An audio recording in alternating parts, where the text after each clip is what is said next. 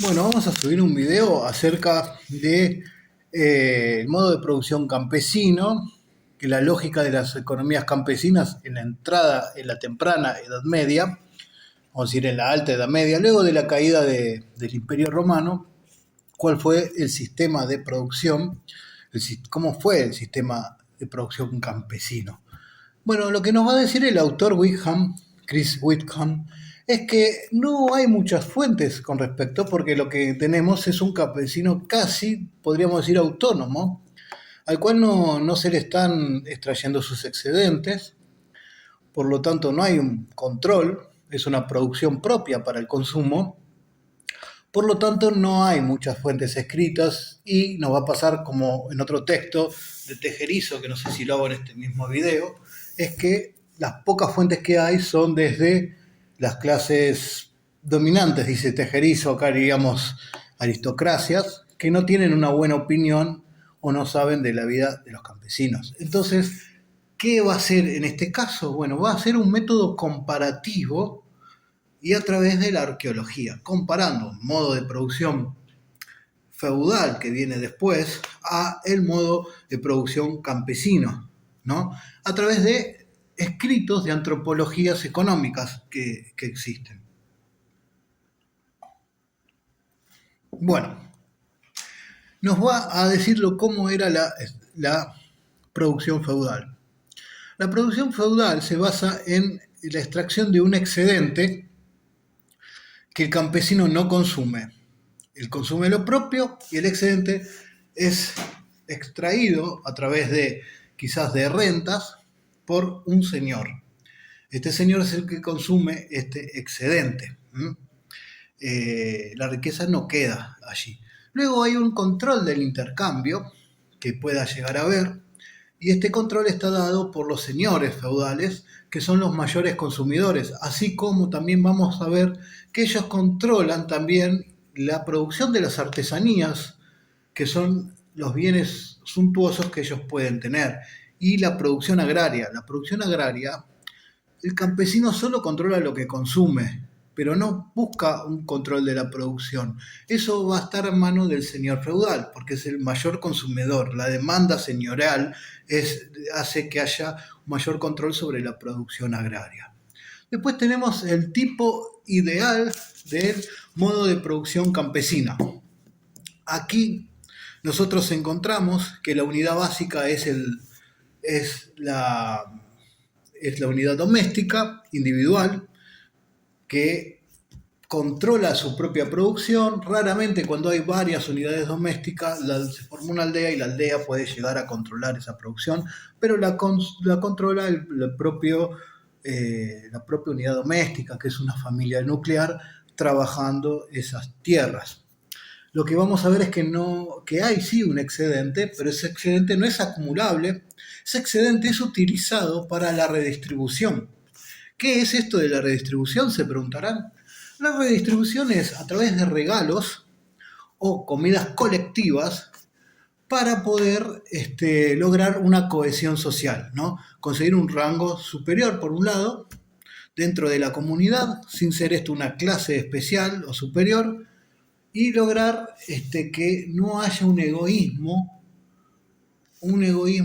por necesidad. O sea, hay gente que no va a poder producir o les pasó algo, bueno, yo tengo un excedente que puedo compartirlo o que puedo invitar en grandes banquetes, en celebraciones, ahí también se logra esa cohesión social. Otra cuestión que va a decir acerca de esto es el tema del trabajo y la tecnología. El trabajo y la tecnología. ¿Qué nos quiere decir? Bueno, que al haber una tecnología más simple, hay un menor trabajo. No se busca una mayor tecnología y no se busca un mayor trabajo porque no se busca producir más. Y otra cuestión que sí vamos a encontrar es el tema de las diferenciaciones sociales. No es diferenciación social, pero sí hay una desigualdad, pero va a estar mediada por este tema de la redistribución, ¿no? Es una desigualdad sin clases. Bueno, vamos a ver que en Europa se dieron dos patrones de este tipo de unidades domésticas o este tipo de modelos de producción.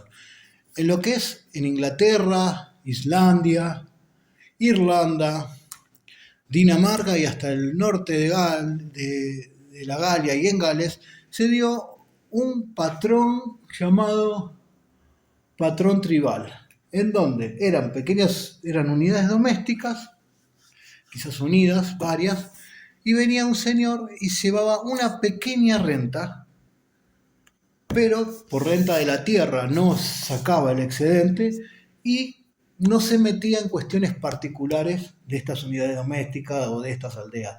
No legislaba, no controlaba producción e intercambio, nada de eso. Y el otro patrón es lo que se da en Europa continental, ya sea en Francia, norte de Italia, en España y en el sur de la Galia, donde se lo llama patrón de piel de leopardo. ¿Por qué piel de leopardo? Un leopardo tiene manchas. Entonces hay como manchas donde coexisten estas unidades domésticas particulares y al lado quizás las viejas villas romanas, quizás unas tierras controladas por un señor que sí saca el excedente y a veces hasta de manera violenta, y después luego se va a dar esta confusión de los que estaban al lado, no estaban los libres, y eso pues, va a haber muchas confusiones y muchas cuestiones. A veces muchos libres se van a ir dentro de estas villas después. Pero bueno, no vamos por otro lado. Estos eran los tipos de patrones. Después vamos a hablar de la estratificación social. Hay rangos, pero el rango también puede ser hereditario porque se heredan tierras, se heredan ganados, pero se debe estar negociando todo momento ese rango. Todo momento se debe negociar. ¿Por qué? Porque por medio de lo... ¿Por qué no? ¿Cómo se debe negociar? Por medio de la generosidad, de repartir ese excedente, o en fiestas, en celebraciones, o entregando dones, regalos. Esa es una coerción social que hay. Después vamos a tener, sí, trabajadores que no son libres, esclavos no libres, que van a seguir la sujeción de las mujeres. Pero no hay acá un abuso de clases porque ambos trabajan, no es que no trabaja la familia, trabajan junto al esclavo. Bueno, nos va a hablar también Wickham de que hay una lógica, que hubo me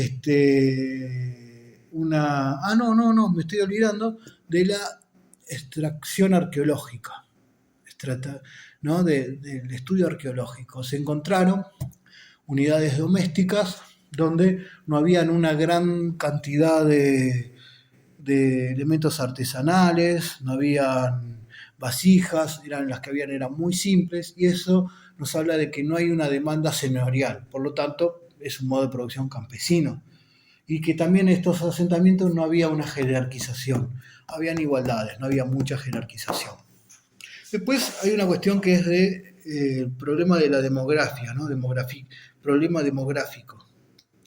Y que no fue como se pensó por la peste bubónica, que vino un poco tiempo después, sino que se debió a una estrategia campesina.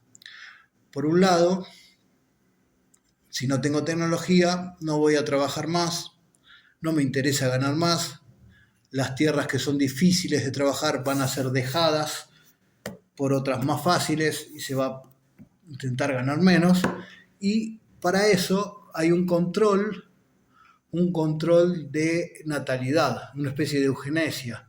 Yo no voy a tener hijos, voy a tener uno o dos, porque si tengo más voy a tener que aumentar la producción.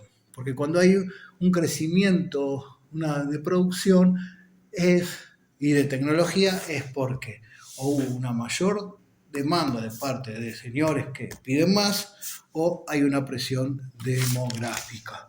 Entonces se restringe la natalidad. En el mismo texto, como son 9 minutos, vamos a ver si podemos ver a Tejerizo. Tejerizo es un trabajo arqueológico sobre las cuencas del sur del Duero y va a hablar acerca de la agencia campesina. No hay muchas fuentes, como dijimos, las fuentes son de las clases dominantes, pero nos demuestra que los campesinos tenían una agencia, una manera de moverse y de trabajar, y que eran una compleja red de de resiliencia, de tener unas buenas... No, que no era inestable el trabajo de los campesinos, no era algo muy débil. Se va a poner tejerizo a esas teorías que dicen que las aldeas comenzaron después del año 1000, con la época feudal. Él dice que no. También se opone a la cuestión de protoaldeas. Él dice que no. Cuando hay una o dos unidades domésticas se la va a llamar granja. Pero cuando son de a 3 a 4 unidades domésticas, fácilmente se le llaman aldeas. Y él se va a encargar de las aldeas que se encuentran en el sur de la cuenca del Duero. Ahí en estas regiones va a encontrar que más o menos son entre 10 y 12 unidades domésticas unidas, una aldea bastante grande. ¿Cómo era la composición de estas aldeas? ¿Qué características tenían? Bueno, tenemos cabañas cuyos fundamentos eran de piedras, paredes podían ser de adobe o techos de paja. Esto desmiente con que eran totalmente, como se ha dicho, que eran totalmente hechos de materiales perecederos. No, había una estructura de piedras sólidas abajo. Después ahí lo que encuentras son estructuras rehundidas en la tierra, ¿no? Son estructuras de fondo rehundidos, se les llama. ¿Qué es esto? Son cabañas enterradas que eran utilizadas para almacenamiento, para la cocción de panes, fermentación de cerveza, qué rico, y fermentación de queso, más rico. La pasaban bien estos tipos. Y después se encontraron silos grandes que podían llevar a tener 1.500 a 2.500 litros de cereales, o kilos o litros de cereales, y esto lo diferencia con el Imperio Romano. Y nos está hablando de que hay acá un excedente, que ya hay un excedente. Para que haya un silo con tanto posibilidad de acumular, hay un excedente. Pasa que el excedente se va a usar para lo que habíamos hablado de la reciprocidad y lo vamos a ver después. Otra cuestión es el tema de los parcelamientos. Cada unidad doméstica tiene su tierra que se trabaja y que se reestructura y se reconstruye constantemente. Después vamos a ver que a pesar de que estas unidades domésticas son individuales, no pertenecen, no están atadas a nadie, hay bastante cohesión social dentro de ellos. Esto lo vieron descubriendo unos cementerios donde encontraron 600 a 700 tumbas lineales, en el cual podían ver que los escenarios fúnebres tenían características preformativas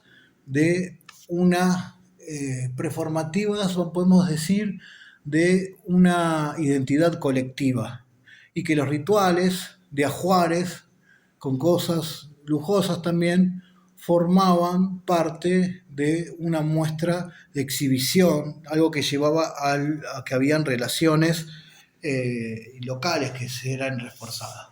Después habían prácticas comunes, habíamos visto de esas estructuras reusadas, rehundidas en la tierra. Bueno, estas estructuras mostraban que habían trabajos en comunes, se cocinaban juntos, después habían celebraciones que se hacían juntas, comidas que se hacían juntas, ¿no? Por ejemplo, construcción de casas. Habla de una cohesión social. Después los espacios políticos. Habían espacios políticos que eran los vecinos, asambleas que tenían ellos donde podían participar. La economía y la diversificación y la desigualdad. En la economía nosotros tenemos aquí que eran resilientes, podían superar las crisis financieras, le iba a mandar, las crisis climáticas, las cuestiones que tienen que ver con las pestes, porque ellos tenían una ganadería estante, o sea, fija, y tenían un sistema de agricultura variable, diversificado, ¿no? Entonces, en un momento plantaban una cosa, en otro momento plantaban otra, mientras plantaban una, plantaban otra. Eso lograba que haya una estabilidad, ¿no? Después había una desigualdad interna, se encontraron en fosas comunes junto a animales y restos de personas, que eso nos habla que podría haber, sí, unos esclavos dentro de estas unidades domésticas. Lo hemos visto con Whitcomb, que esto no nos habla de que haya un abuso social sobre esto, ¿no? Pero sí habían desigualdades. Después, ¿qué más? Bueno, no, nada más. Eso es todo lo que vimos. Recapitulo un poco. Wickham, el modo de producción campesino, lo compara con el modo feudal, totalmente distinto. Acá los excedentes nadie los extrae, los campesinos controlan todo. El excedente es para reciprocidad. Hay desigualdad, obviamente. Hay desigualdades por un estatus que se debe negociar todo el tiempo. Hay no libres también, pero no hay abuso sobre los no libres. No hay diferenciación social o clases sociales.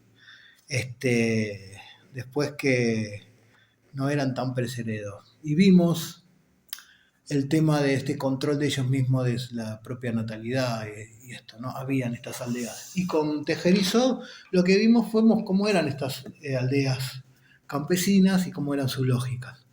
Bueno, hasta acá el video de hoy.